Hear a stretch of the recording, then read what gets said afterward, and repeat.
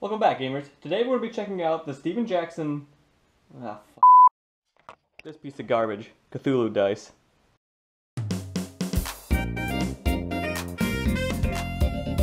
It's board games with PeedMont. Inside of this awesome Ziploc bag that you would get at the back of any high school filled with oregano, you'll find... this crumpled up excuse for instructions.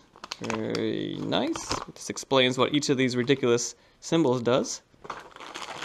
One 12-sided Cthulhu dice with this tentacle thing, this tentacle thing, this thing that looks like tentacles, this star, and this Egyptian eyeball, which, whatever. And then a bunch of these sanity tokens, which are really nice if you're playing Mancala.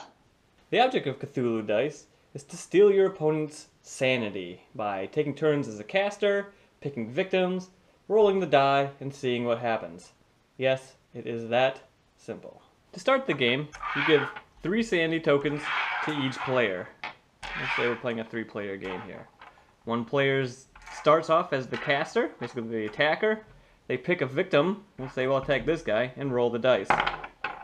Then you take the action. In this case, this tentacle means I steal 1 sanity from that person. They, because I attacked them, have a chance to respond as the victim. They roll.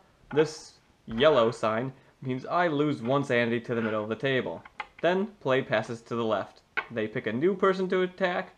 They're the new victim, and play goes on like that until all of the tokens are gone from one player. The dice has 5 different symbols. The Cthulhu symbol means that everyone loses 1 sanity. The yellow sign means that the person who is targeted loses 1 sanity to the middle of the table. The tentacle means that you steal 1 sanity from the victim, and this happens even if the victim rolls it. Let's see here, where is this bad boy star? I can't find it because there's only 1 on here. The elder sign, the star, means that you gain 1 sanity from Cthulhu. Basically, there's 1 in the middle. You steal it from them. And then finally is the eye, which lets you pick 1 of anything. Once a player is knocked out, they can't be attacked anymore, but they still get to attack other players. And if they steal sanity, it just goes to the middle of the table, goes to Cthulhu. That's basically all there is to it. You roll this dice, and whatever happens, happens randomly. There's no real strategy, especially in the 2-player game. It's only 1 other person to attack. But even in the more player games, it's just roll this dice, pick on whoever's doing the best, and see what happens. Altogether, I hesitate to even call this a game. Now, I like rolling dice. I roll dice all the time just when I'm sitting around doing nothing, just to see what happens. And the Cthulhu dice is actually really nice. There's a bunch of different colors and combinations, and it's a big chunky 12-sided dice. But it is not a game by any means. You roll the dice and then, whatever happens. I mean, I could come up with a better game. Let's call it Who Buys Pizza, where you roll a 12-sided dice, and some of the numbers mean you put money into the middle of the pot, and some of the numbers mean you take some from someone else, and at the end, whoever has the most money pays for the pizza. Fun, because you're using money, actually, or something. I mean, this is basically nothing. The components are nice. Like I said, the die is nice, the beads are nice, but, I mean, you could do this with a piece of paper and pencil, and it doesn't even come with a box or anything to put it in. It's just this bag and a crumpled up dice and some beads that you don't really need. I would really hesitate to purchase this unless you're really into Cthulhu. I don't know who is.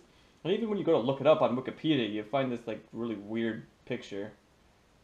Why anyone is into this, I don't really know. I mean, honestly, I'm not a big Lovecraftian guy, but, I think there are a lot of better themes, and I was really kind of bummed.